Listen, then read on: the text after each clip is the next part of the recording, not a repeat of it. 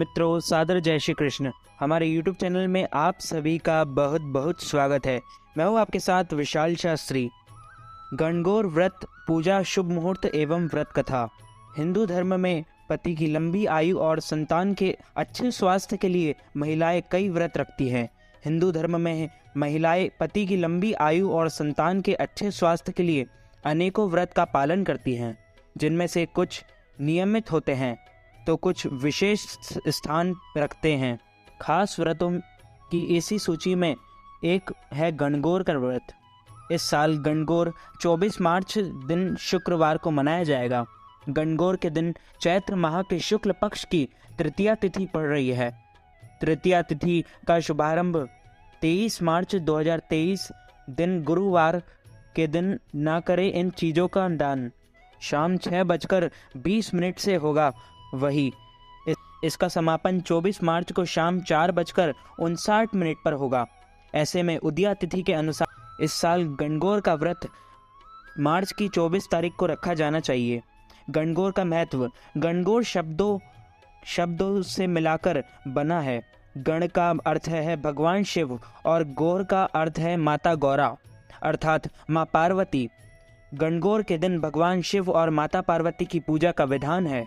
खास बात यह है कि इस दिन महिलाएं भगवान शिव और माता पार्वती की मिट्टी की प्रतिमाएं अपने हाथों से बनाती हैं और फिर उनका श्रृंगार कर उनकी पूजा करती हैं। गणगौर के व्रत से जुड़ी एक मान्यता यह भी है कि इस व्रत का पालन महिलाएं अपने पति से छुपकर करती हैं। गणगौर का व्रत सिर्फ विवाहित ही नहीं बल्कि कुंवारी कन्याएं भी करती हैं। गणगौर का पर्व मुख्य तौर पर मध्य प्रदेश, राजस्थान और हरियाणा में मनाया जाता है।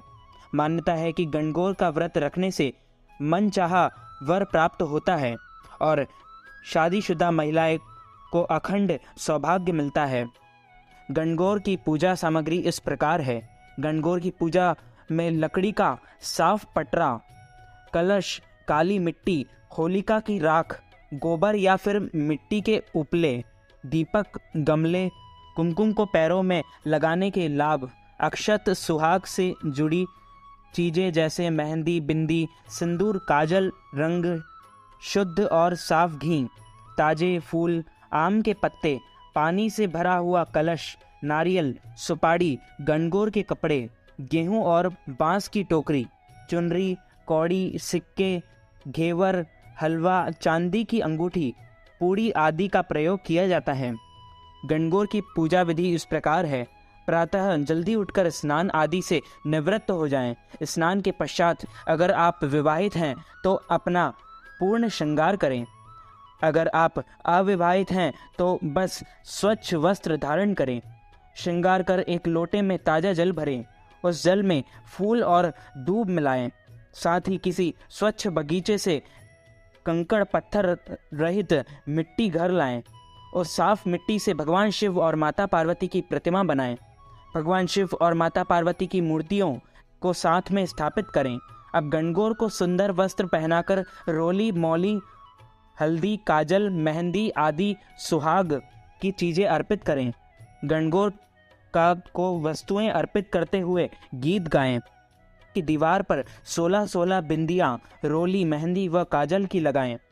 एक थाली में जल, दूध, दही, हल्दी, कुमकुम घोलकर सुहाग जल तैयार करें।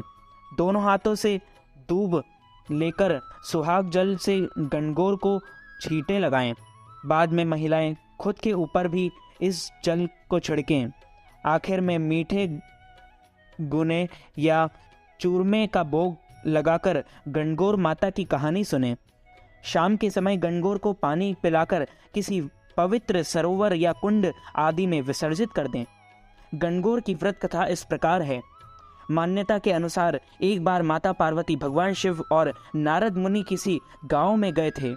गांव के लोगों को जब यह बात पता चली कि उनके गांव में स्वयं देवता पधारे हैं तो उन्होंने भगवान को प्रसन्न करने के लिए पकवान बनाने शुरू कर दिए। इसी प्रक्रिया में गांव की अमीर महिलाएं भगवान को प्रसन्न करने के लिए पकवान बनाने लगी, जबकि गरीब महिलाएं ने भगवान को श्रद्धा सुमन अर्पित किया। गरीब महिलाओं की सच्ची आस्था को देखकर माता पार्वती ने उन्हें सौभाग्यवती होने का आशीर्वाद दे दिया। तभी दूसरी तरफ से अमीर घरों की महिलाएं पकवान लेकर भगवान के पास पहुंचती हैं। इसके बाद सभी महिलाएं मां पार्वती से पूछती हैं कि अब आप हमें क्या आशीर्वाद प्रदान करेगी। ऐसे में माता पार्वती उनसे कहती हैं कि जो भी महिला के लिए सच्चे मन से आस्था लेकर आई हैं, उन सभी के पात्रों पर माता के रक्त के छींटे पड़ेंगे।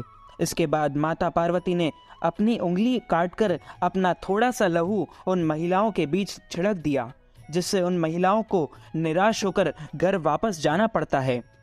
जो मन में किसी भी तरह का लालच लेकर भगवान से मिलने आई थी, गणगौर व्रत को अपने पति से गुप्त क्यों रखा जाता है। इसके बाद देवी पार्वती भगवान शिव और नारद मुनि को वहीं छोड़ कर नदी में स्नान करने के लिए चली जाती हैं। वहां नदी के तट पर माता भगवान शिव की रेत की प्रतिमा बनाकर उनकी पूजा करती हैं और उन्हें रेत के लड्डू का भोग लगाती हैं। जब वो वापस पहुंचती हैं तो भगवान शिव उनसे देर से आने की वजह पूछते हैं। तब माता पार्वती उन्हें बताती हैं कि नदी से लौटते हुए उनके कुछ रिश्तेदार मिल गए थे, जिन्होंने उनके लिए दूध भात बनाया गया था। उसी को खाने में उन्हें विलंब हो गया, लेकिन शिव जी तो अंतर्यामी ठहरे। उन्हें सारी बात पता थी, इसलिए वो देवी पार्वती के रिश्तेदारों से मिलने की इच्छा जताते हैं। तब माता पार्वती अपनी माया से वहां एक महल का निर्माण कर देती हैं, जहां भगवान शिव और नारद मुनि की खूब आवभगत की जाती है। भगवान शिव और नारद मुनि वहां से प्रसन्न होकर लौट रहे थे। तब भगवान शिव नारद मुनि से कहते हैं कि वे अपनी रुद्राक्ष की माला वहीं महल में भूल गए हैं, इसलिए नारद मुनि वापस जाकर उनके लिए वह माला ले आए। नारद मुनि वहां पहुंचते हैं तो वहां उन्हें कोई महल नहीं मिलता और भगवान शिव की माला उन्हें एक पेड़ के टहनी पर टंगी हुई दिखती है। जब नारद मुनि भगवान शिव को यह बात बताते हैं तो भगवान शिव मुस्कुराते हुए नारद मुनि को देवी पार्वती की माया के बारे में बताते हैं। बस इसी के बाद से गणगौर पर्व मनाने की परंपरा शुरू हो गई, जहां पत्नी अपने पति को देवताओं की पूजा के बारे में कोई जानकारी नहीं देती। तो मित्रों, हमारे इस ज्ञानवर्धक वीडियो को अधिक से अधिक लोगों तक शेयर कीजिएगा, लाइक कीजिएगा, कमेंट कीजिएगा। कमेंट बॉक्स में जय श्री कृष्ण अवश्य लिखिएगा। मैं मिलता हूं आपको किसी नई वीडियो के साथ, तब तक के लिए सादर जय श्री कृष्ण, सादर धन्यवाद।